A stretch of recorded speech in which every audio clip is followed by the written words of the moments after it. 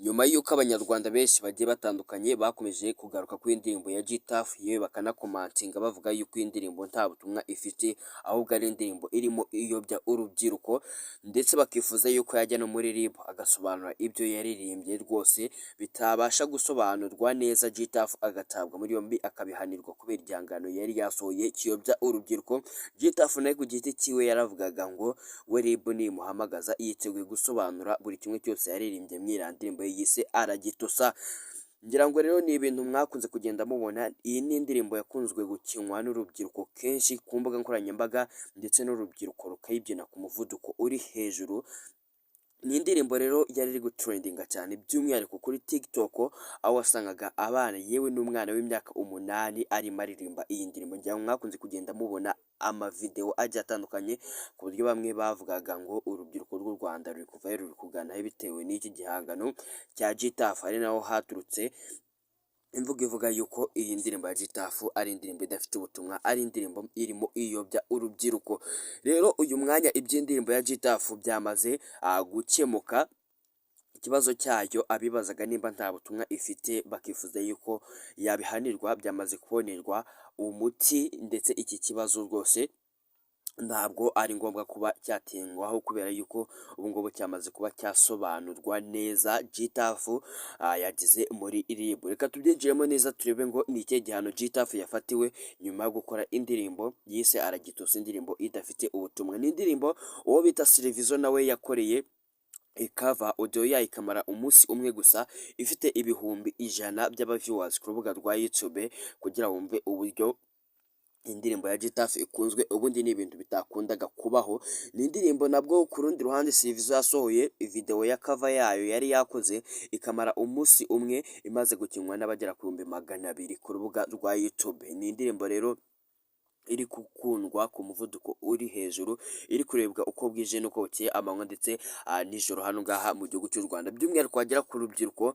Ni indirimbo bakiri kubyina kugeza hano uyu munsi wa none. Ubundi mu byari bisanzwe nta muhanzi hano ngaha mu gihugu cy'u Rwanda aza gupfa gusohora indirimbo kuri TikTok ibyinwe igihe kingana n'ukwezi, ariko kugeza hano uyu munsi indirimbo ya G-Tough yo iracyarimo ibyinwa ku rubuga rwa TikTok, Facebook, Instagram. Kugeza hano uyu mwanya iracyayobowe mu ndirimbo zirimo zibyinwa cyane hano ngaha mu gihugu cy'u Rwanda. Ese kugeza hano uyu mwanya wowe uhagaze kuri uyu ruhande, wowe nguko bivugwa ko iyi ndirimbo ya G-Tough nta butumwa ifite, nawe urabihamya cyangwa rwose nawe ubona yuko ifite ubutumwa, cyangwa se ikindi ikaba nta butumwa ifite ariko ari igihangano yikoreye ku giti cyiwe ku ruhande rwiwe kugira ashimisha abantu, cyangwa se kibe cyagira icyo kimumarira we ku giti cyiwe, cyane yuko yavuze ko iyi ndirimbo aragitosa yikoze mu buryo bwa comedy, avuga yuko abamwifuriza inabi ntaho bazagera, bifuza yuko afungwa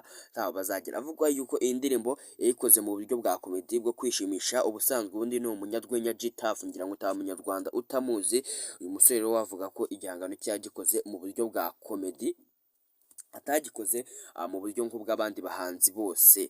Uyu G-Tough rero we ku rundi ruhande mu kiganiro yajyanye na Murindahabi Irene yaravuze ngo iyi ndirimbo yayikoze azi yuko itazanamamara bigeze ahangaha, azi ko itazarebwa cyane nk'uko yarebwe. Avuga ko nawe kubona iriya ndirimbo yiwe izamutse byamutunguye cyane, kubera yuko yarayapolodinze imara igihe kingana n'icyumweru ku rubuga rwa YouTube, ifite ibihumbi 16. Hanyuma rero yaje gukora ikiganiro avuga yuko yasohoye indirimbo ndetse anaririmbaho akantu gatoya.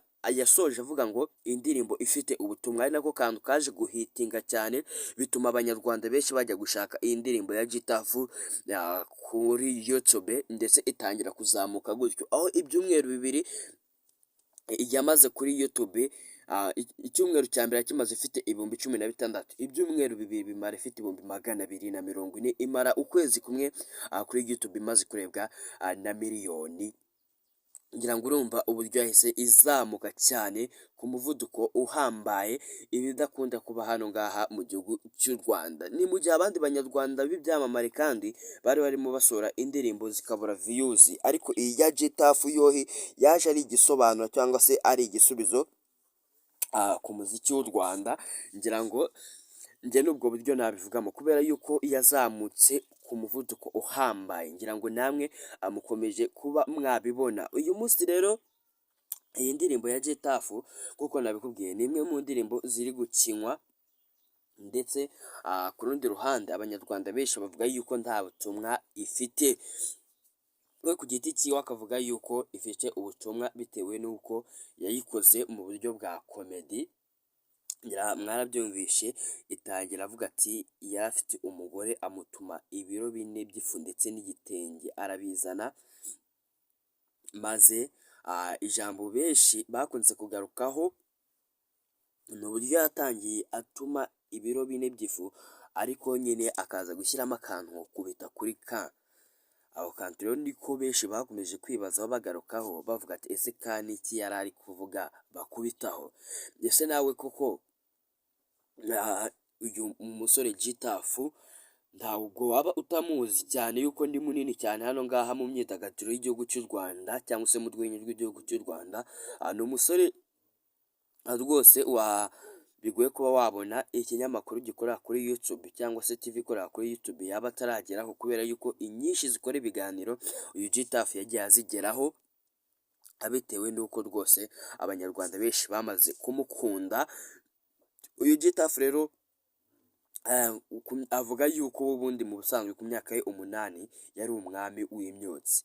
Abibazaga izina Getafu aho ryavuye naho reka mbabwire. Getafu yavuze yuko ku myaka 8 gusa yanywaga itabi ku rwego rwo hejuru, ari naho havuye izina Getafu kubera kunywa itabi akiri mutoya.